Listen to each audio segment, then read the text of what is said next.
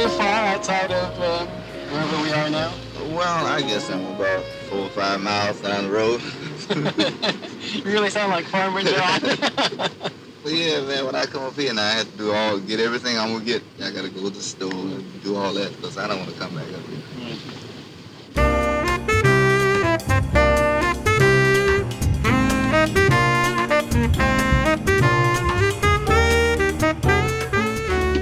What do you play at home? Anywhere. There's a room over the garage out there that I'm getting fixed now. I think it's gonna be my practice room. You know, sometimes you build a room and it ends up you still going to toilet. So I don't know. I hope I like it, but I keep a horn on the piano, and I have a horn in my bedroom. My flute's usually back there because when I go there, I'm tired, so I lay down and practice. About how many hours a day do you play, would you say? Not too much at this time. I find that it's only when something is trying to come through, you know, that I really practice, and then I don't know how many hours, it's all day. I did a foolish thing. I got dissatisfied with my mouthpiece. And I had some work done on this thing, and instead of making it better, it ruined it. And it really it discouraged me, you know, a little bit, because there were certain aspects of playing that certain fast thing that I was reaching for that I couldn't push because I had damaged this thing. So I just had to curtail it. But at that moment, it was so vivid in my mind, the difference of what I was getting on the horn. As soon as I put that horn in my mouth, I could hear. I could feel it, you know.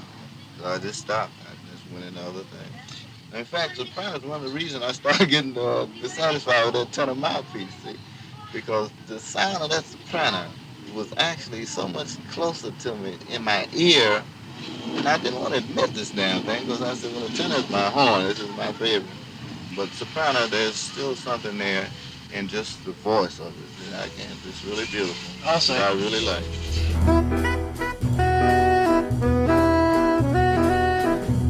The people I was staying with have a friend, a young lady, and she was downtown at one of Malcolm X's speeches, and lo and behold, who should plop down in the seat next to her but John Coltrane?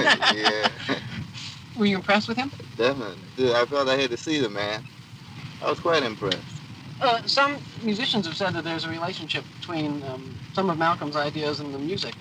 Well, I think that music, being an expression of the human heart or of the human being itself, does express just what is happening. The whole of a human experience at the particular time that is being expressed.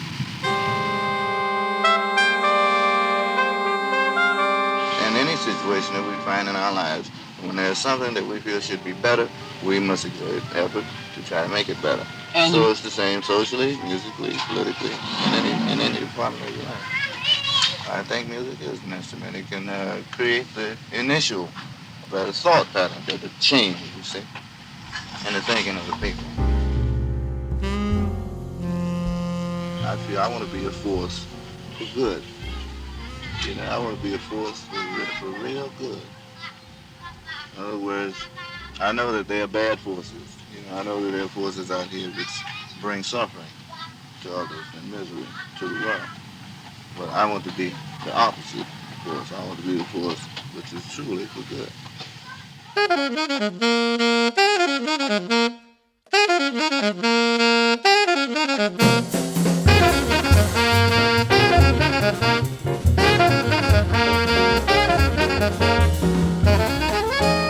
What were you looking for, John? You want some cigarettes? No, I'm just sitting up because my back is wet, and I'm just trying to get off the line. I don't have any more of my prepared questions to ask you, or my improvised questions to ask you.